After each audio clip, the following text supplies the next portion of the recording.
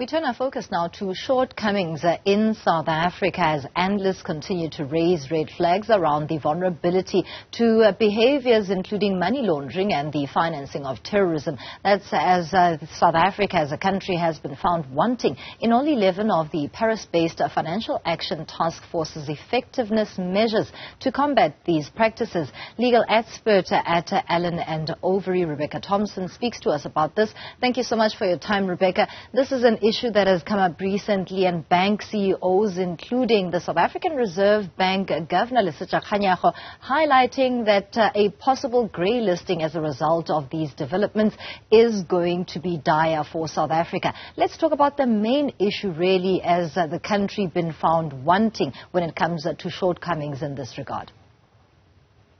Good morning. Thanks for having me. So, there's the FATF rated us on 11 effectiveness measures and 40 technical compliance measures in their report, which was published in October last year. I don't think we can go through all 11 of the effectiveness ratings and 40 of the technical compliance ratings, but in short, the issue comes down to enforcement of the measures that we already have in place in respect of money laundering and prevention of terrorist financing.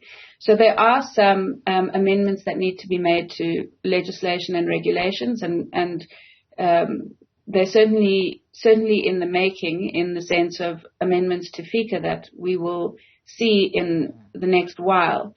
We're not certain that we're able to implement the amendments to FICA and the regulations with sufficient time to satisfy FATF, as they've given us 2 deadlines, October to show that we're actually doing something, and February next year to prove that we've done enough to put those measures in place. And those timelines are quite short, Rebecca, but I'm more interested in whether it's feasible for South Africa to show intent, and we know that National Treasury is working towards these efforts of avoiding a grey listing, so to speak, but they seem unachievable because it's way too short for a country to prove that these gaps do not exist within a system. So that's correct, and that seems to be the general consensus in the market, is that there's just not enough time. We need to bear in mind that the proposed amendments to FICA have been in the offing since 2017. The FATF's report was published in October last year, so it's really been a case of doing too little, too late. There are moves to put the amendments in place, but there's also a lot of public comment and a lot of comment from stakeholders at the moment, which largely criticize the proposed amendments to FICA. So we're probably going to see still a number of months ahead of us before those amendments are put in place.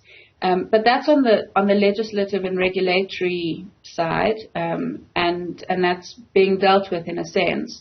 Where we're really falling short is enforcement. So there was a lot of criticism about what South Africa does, or rather doesn't do, specifically in respect of terrorist financing.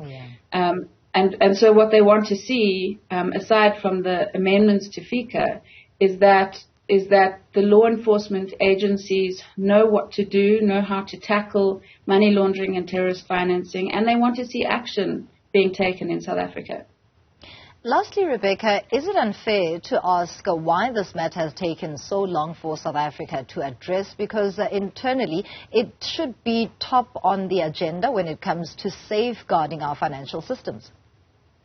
I don't think it's an unfair question at all. A grey listing of South Africa will have dire consequences for the country, particularly where we're already in an economic crisis. This really should be top of the agenda. It should be the top of everybody's agenda. And whilst Treasury and the Reserve Bank have been talking about it and have at least come out publicly to say that, look, they're dealing with it, I'm yet to hear anything from the National Prosecuting Authority, as an example. And we really need a coordinated and concerted effort to deal with the issue. Thank you so much for your time and insights. Rebecca Thompson is from Allen and Overy, one of the legal experts. They're talking to us about this contentious matter of South Africa being grey listed. That's